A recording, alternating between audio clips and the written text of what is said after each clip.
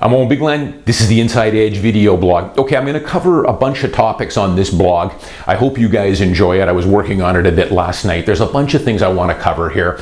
I'll brush on the current state of the Vancouver market now that we're heading into the spring market, where we're currently at here. I'm going to talk a little bit about interest rates, foreclosures or the lack of foreclosures, a little bit of fake news I'm going to throw in there that's in the news right now that I want people to be aware of, because that's one of the worst things happening these days. I've been blogging about it for years, how people are in this echo chamber of negative news, fake news, and how it's causing irreparable damage to them that they don't even know about. And then finally, I'm going to close on the untimely passing of Kobe Bryant. Unfortunately, famous people, celebrities pass all the time. Some are in and out of your consciousness within a day or two. Others tend to stick around a little longer. And unfortunately, Kobe Bryant is one of those for me. So I'm going to tell you a few stories about him and just his incredible work ethic that he had. Not only was he, considered one of the best NBA players of all time, but his work ethic, his business acumen, and some other things as well. So stick around at the end for that. Now, as we speak, we're in the spring market here. As I told you guys earlier in the year, and even as far back as last summer, I think I've been ahead of the curve on this. I was telling you guys about the coiled spring effect, how, very difficult to cool a market like Vancouver, trying to cool demand with taxes and stress tests and just overall sentiment. You can cool it for a little while. They'll take a little bit of a breather, but it's like holding a balloon underwater with a city as incredible as Vancouver. Eventually, people are going to absorb things like the stress test. They're going to take a little breather. We needed that anyways, because we've been on a 6-year bull run here. And as expected, and as I was telling you guys as early as last spring, almost a year ago, that this is going to turn, and it'll probably be one of our run-of-the-mill corrections, which it's looking now like it is. Sales are up dramatically. The big thing is inventory is down, some of the lowest I've seen in over 10 years, if not the lowest. And prices now for the second or third month now are slowly creeping up. On condos, maybe 1% month over month now. So it's happening. Condo prices now, as we head into the spring here, now they're selling. I told you guys earlier that I would be selling properties, I think, pretty close to record-setting prices. I can tell you, I'm way ahead of the game. I already am. And a lot of the condos in Yaletown, Mount Pleasant, if you look at the comps, these are some of the highest price sales yet in those stratas. And I think it's probably going to get more pronounced as we move into the spring and summer. Anything can happen. We could get a big influx of inventory, but the way it's looking now, interest rates are going to get cut here, or they have been now. It looks like it's going to be a pretty strong market here this spring. Multiple offers are back big time. I was starting to see some of them last fall. Now we're seeing a lot more. On my buying clients right now, for most of my buying clients, we are in competition, and then we're having to write subject-free offers. Those are back. It's tough to be a buyer again. That window didn't last long, where at least it was a little more balanced. It still always favored the seller on condos, contrary to what the media might have told you, but market's looking pretty good. Now, so a few things I want to talk about here. When the market starts to heat up like this, you always get these guys on Twitter and on the news and on CBC painting some doom and gloom pictures that people are over leveraging, over borrowing, they're taking on too much mortgage, foreclosures are on the way, they're seeing foreclosures, they point to some building where I saw a condo here where there's 2 foreclosures, and somehow this is an epidemic that's going on, when of course it's not. So let me set the record straight on this. Now, not to say that there aren't foreclosures I'm going to point out, they are, but they are so rare, they're like hen's teeth.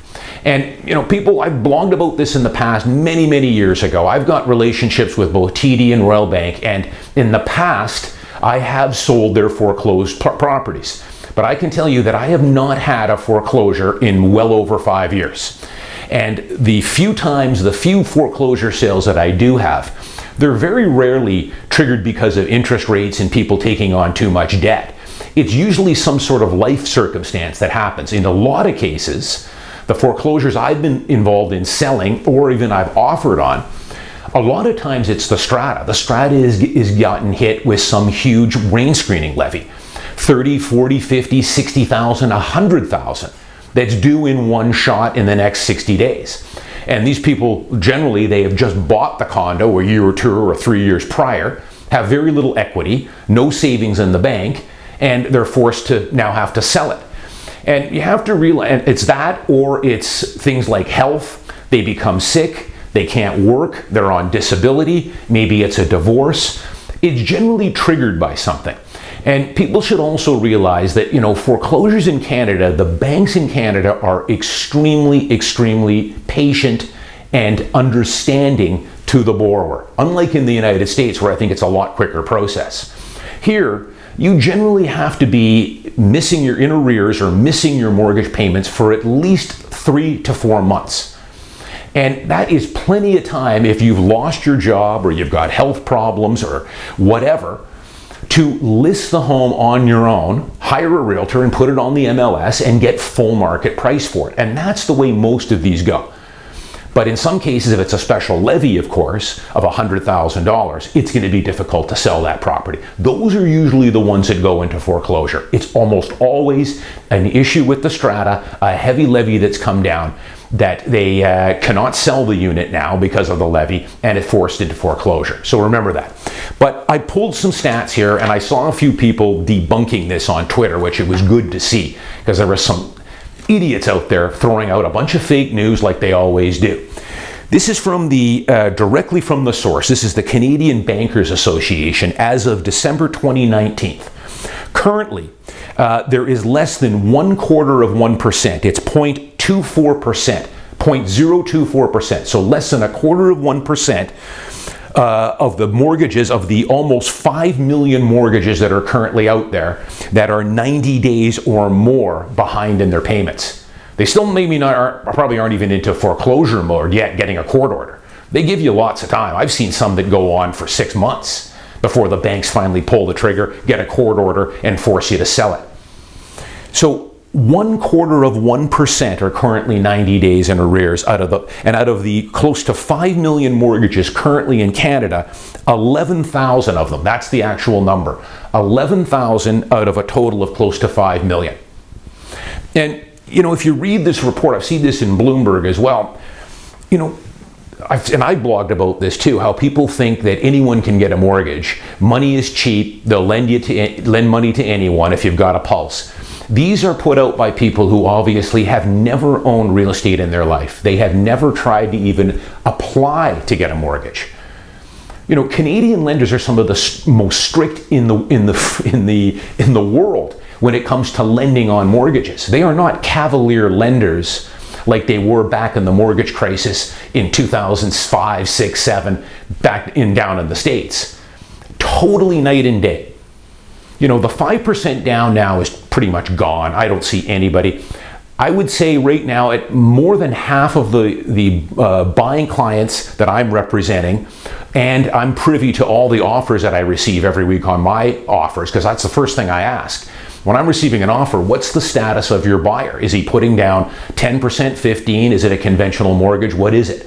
I would say more than half now, at least half, probably up over 60%, are doing conventional mortgage, meaning they're putting down 20% or more to avoid the default insurance, which is expensive. So when somebody tells you that there are going to be people that are over leveraging themselves. There's always idiots that take on too much debt, but even them, they usually have no problem, especially in the interest rate environment we're at now, making those payments. Usually what triggers trouble is a life issue. It's sickness, it's divorce, but in most cases those are fine because they give you plenty of time to sell in the open market. What triggers the vast majority of these foreclosures is issues with the strata. And I've seen it. People buy and 3 years later they get hit with a $100,000 rain screening levy. Now, it's never happened to my clients, and I would like to think it will never will, because those buyers obviously haven't done their homework going in. There's usually some telltale signs there. You don't just buy a condo and then 2 years later get hit with a $100,000 rain screening levy. That's going to be documented in the minutes, in the engineer report, in the depreciation report, in the last 2 or 3 years worth of minutes. There's going to be talk in those minutes. There always is. They don't just come out of the blue. Next thing I want to talk about here is some other things that I see. Now, I'm going to go gentle with this one, but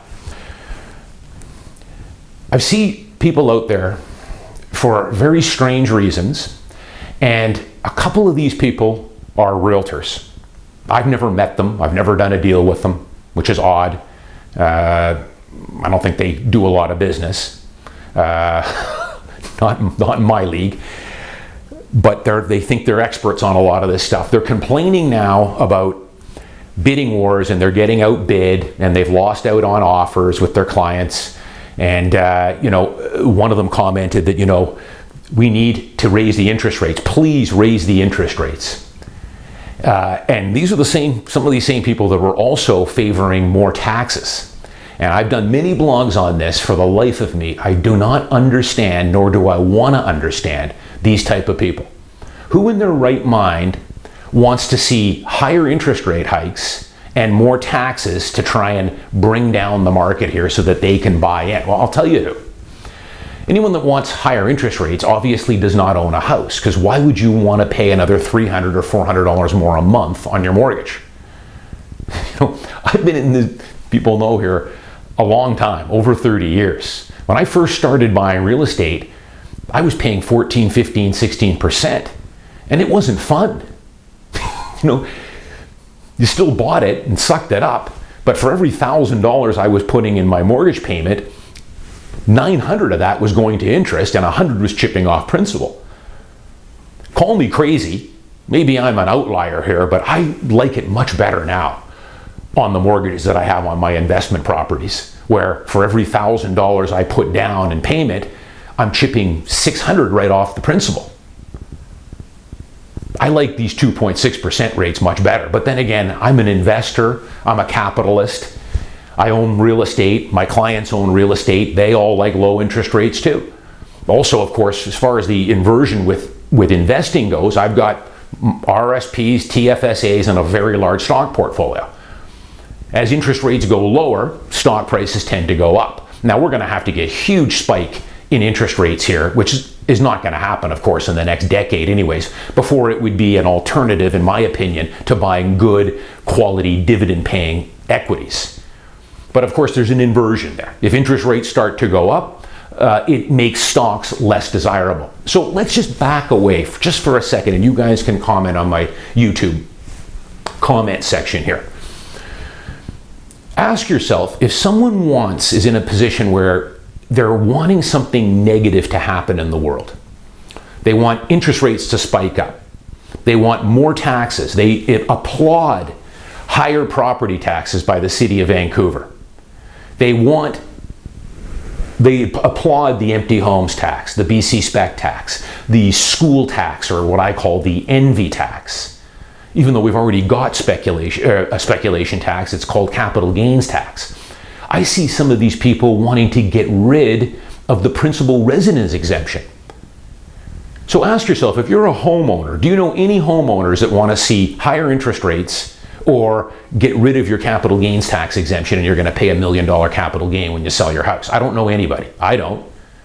So these people, let's face it, they obviously do not own any real estate that are calling for higher interest rates and more taxes. They don't own any real estate, and I can tell you that 99% of them never will. They don't have a hope. They're just complainers, pessimists, want the government to come and coddle them and hold their hand and help them. They don't own stocks, obviously. So it's funny, people that want these taxes, they don't own any real estate. So why would you be taking any advice on the real estate market from someone who doesn't own real estate?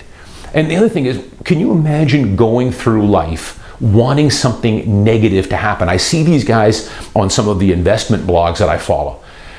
And you can see this right now. A prime example of this is what's going on in the United States with the impeachment of Donald Trump and this motley crew of Democratic candidates. The anger, the bitterness, they all want the economy to crash.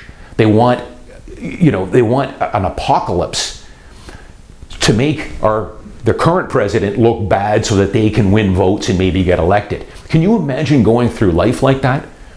Going through life wanting negative things to happen, interest rates to go up, more taxes. It's not a good mindset to be in. You know, look no further than someone like Nancy Pelosi. Now, I don't know the woman, and I don't want to get into politics here, but that is an angry, envious, bitter woman who wants a lot of negative and bad things to happen. You don't want to be like that, folks. You want to be, I'm going to get to in a minute here, like a Kobe Bryant.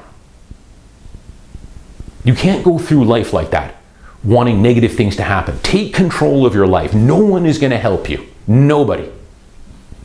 Maybe your parents. After that, the government's not your friend. They're not going to bail you out. Nobody is. It's not the foreign buyers. It's not the interest rates. It's not the taxes. It's not the realtors. It's not the banks conspiring against you. It's you. You're looking at that person every morning in the mirror when you're brushing your teeth. So step back from this stuff. Who in their right mind wants to pay more taxes? I'm under the belief that we already pay too much taxes. That's why I keep the bar in my office here during tax time. I'm already starting to getting all my statements together now from my office. Half of what I earn goes to Revenue Canada every year. I'll pay it. I make a lot of money, but it's a lot of dough. I don't want to pay more taxes. And we're finding out here, it's pretty obvious that trying to curb demand through taxes and the stress test is not the answer, because the market's back off again now. We should be, as I've been advocating for many years now, working the supply side, building more, greenlighting more development. We've been trying to, you know, it's like trying to ugly up a beautiful girl. Vancouver gets by on its looks. It's considered one of the best cities in the world to live. That's not me. That's publications like The Economist, Condé Nast Traveler, whatever. We're always at the top of the list. You're not going to de-beautyize Vancouver. People want to live here. Start working on the supply side. You don't want to be going through life, though, with these negative things. You don't.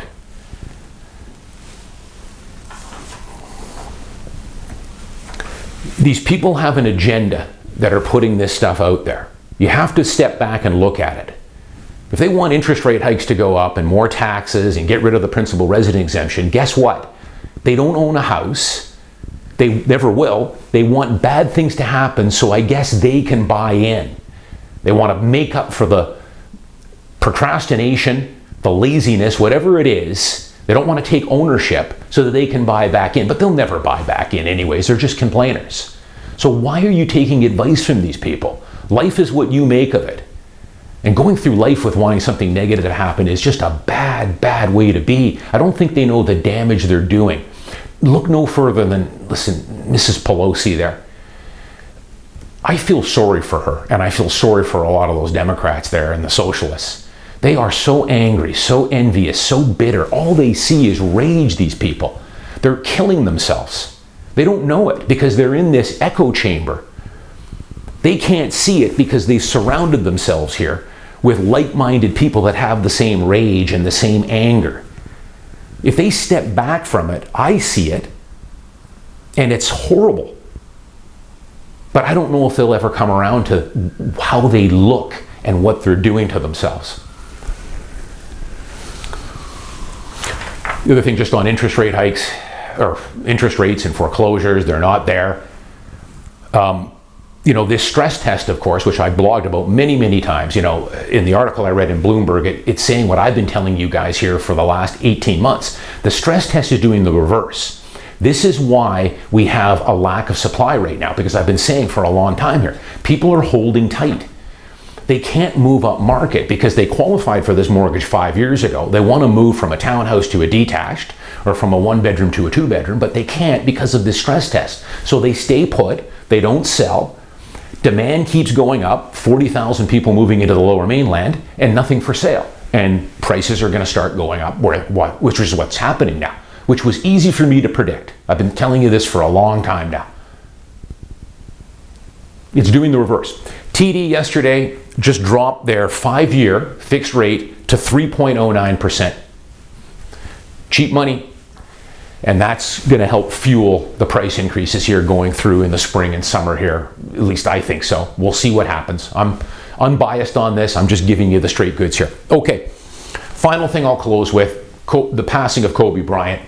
Tragic. I probably spent at least 10, 15 hours reading and watching some of the interviews with Kobe Bryant. A lot of people don't realize the incredible player, of course. I'm not a huge basketball fan, but I had huge respect for Kobe Bryant. Not for just what he did on the court, considered one of the best players of all time. But he was also, an incredible businessman off the court. Won an Oscar. He had a production company, won an Oscar last year for Best Short Animation Film. A lot of people might not realize he was a founder in a sports drink company called Body Armor. He started it with a couple of partners about 6 or 7 years ago from nothing. And that company now, I think, is valued well over $1 billion. The thing that I admired most about Kobe Bryant, and if you watch some of the tributes and interviews with him, was his work ethic. Nobody worked harder than Kobe Bryant. And he inherited, of course, a huge amount of potential and genetics. You have to get to the NBA. His father, Jelly Bean Bryant, was an NBA player. But Kobe probably could have been, just based off genetics, a fairly decent NBA player, but that was never good enough for him. He wanted to be the best. And if you read the interviews about him, he was the hardest working guy on the team, always was, if not the hardest working guy in the league. Always wanted to improve himself, always wanted to get better, always optimistic. There was a story that there was a bunch of these stories, and you should read them because they're just such fantastic stories. But there's a story about a rookie with the Boston Celtics. He was at the Staples Center in his rookie year. This is back 7 or 8 years ago. He was a rookie. Kobe Bryant was already a superstar. Practice ended. This guy stayed around to shoot some work on his shot and free throws and whatever. The Lakers had already all gone, but at the other end of the court was Kobe Bryant. He was still working on his layups, his shooting, dribbling, all kinds of stuff. And he found that kind of odd that, here's a superstar player who stays after practice at his level, still working on his game. He said he continued on for about 40 minutes and kept looking down at the end of the court, waiting for Kobe to leave. But he wouldn't. He just kept going and said the pace that Kobe kept was still at a very high cardio level. Finally, this guy thought after about 50 minutes, I got to get going. I'm done. I'm tired. He left with Kobe Bryant still there. The funny thing is, several years later, they met, and he said to Kobe, I remember in my rookie season, I was at the Staples Center, and I was shooting and working after practice, and you were there, and I finally left. And you were still there. And he goes, yeah, I know, I remember that. I totally remember that. He goes, it happens all the time. I do it all the time. He goes, I wasn't going to leave until you left. If you spent another 2 hours, I was going to spend another 2 hours. I was just never, he played these mental games, Kobe did, in his mind, that he would never be outworked. And here he is, a superstar, one of the best in the league. And those are the kind of little mental tricks that he played with himself. That's why he became not only one of the greatest in the NBA, but he was well on his way. I think in a lot of ways, his second career as a businessman was going to be every bit as good as his NBA career, if not better. But it's his work ethic. And here's the thing I want to take away with you guys here to close it all up here, put a ribbon on this. They had a whole bunch of interviews with Kobe. ESPN did all kinds of blogs and interviews with him, and read some of this stuff. But there was a story about how they asked Kobe about his work ethic and how he's always wanting to get better. Apparently even in the off season, in the summer, he worked relentlessly on his game all summer, all off season. His teammates would say he would come back to training camp in the fall. He always had another trick in his book, another play, another shot, another move. Every year he got a little better. And the reporter asked Kobe, he said, your work is so strong. And they asked, Kobe had said something quite revealing. He said, to be honest, I don't understand other people who don't, maybe not to his level, but have some drive and determination and want to get better and want to work on things and make their lives better. He goes, I don't understand laziness. I don't understand people who, sit back and complain and they react to things that happen to them instead of controlling your life and you steering the ship. A lot of people are like a cork on the ocean, they just bob around and, they react to things. He's always grabbed the wheel, and all successful do, and steer the ship on your own and get better and want to improve. He said, I don't understand these people, and I don't want to understand these people. They're from another planet as far as he was concerned. They're not in my sphere. I would never let them get into my sphere. I only surround myself with like-minded people that want to work. They're optimistic, want to get better. They don't have to be to a level of his, but just move forward with your life. Take control of it. Don't react to things that happen with interest rates and taxes.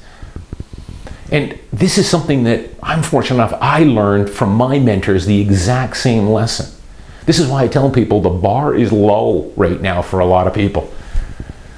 The sky is the limit here. You've got guys complaining about wanting more interest rate hikes and wanting the stock market to crash and these doomsday so that somehow they can feel better about the mistakes they've made. You don't want to be like that. I'm the same way. I cannot relate to anyone, whether they're a realtor or whoever they are, wanting higher interest rate hikes and more taxes. So whatever. That's not the way how I think, and I don't understand their thinking, and I don't want to know their thinking. They're not in my sphere either. I only surround myself with like-minded people. I can tell you, I've talked about this before, all the clients I work with that call me all have that same thing. That's why they're attracted to me, I think. I'd like to think that. They see the same traits. They want to get ahead. They want to buy their first home. They want to provide for their family. They want to get retirement and retire early. But it's not going to be given to you. You've got to have that Kobe Bryant mindset. You've got to be positive, optimistic, and don't react to things. Life is about overcoming things. Things are going to go wrong. There's going to be setbacks along the way. Look at Kobe Bryant. I mean, he had a couple of serious injuries. He missed an entire season. He was already had 100 or 150 or 200 million in the bank. He had already proved everything, but he still worked for a year, rehabbing, working on his game, starting from zero again, and came back. This is what winners do. These are the type of people I tell you guys to emulate. These are the people I pay attention to. I don't pay attention to a lot of this stuff. And on that final note, I get a lot of you guys that'll tweet me this stuff from some of these guys, because I don't follow them. They're not in my sphere. I only follow a couple hundred people on Twitter, and they're all aligned with my thinking. For the most part, I follow a couple of novelty sites. But I get the message. You can stop sending me these things. Thank you for sending me some of this stuff that you've sent. I saw a guy sent me some stuff on how the coronavirus was going to have a big impact on the Vancouver real estate market. That's bizarre. So I got the message, but I don't even want these things in my sphere anymore. So you can stop sending me some of this stuff. But attitude is everything. Kobe Bryant was an incredible, not only an athlete, but his work ethic. He never took anything for granted. He developed those skills, never rested, worked hard. And you'll see, as I talk about in my book, it takes time. You don't notice a lot of this stuff in the first 5 to 10 years on the path to success. But it'll come to you. If you stick with the program, keep working, get a little better every day, it will pay massive dividends. I guarantee it. You're not going to see it in the first few years. It's just like trying to get in shape. Takes time, but believe me, after about 10, 12 years, you will start to see the results. And like me, you get into your late 30s or early 40s, depending on when you started, and life is a gravy train from then on in. You've made it. And it's amazing what a weight that takes off your back when you've got assets that are appreciating, you've got income coming in. It's a huge weight in life to start having some of those things, but you got to stick with the game plan, stay positive, stay optimistic, and dial out all these people who have an agenda that they want to see interest rates go up and applaud more taxes. These people don't own real estate, they don't own any investments, they never will. If you want to do those things, then you need to get them out of your life, get them out of your sphere. I'm Owen Bigland. As always, thanks for watching. I'll see you next week.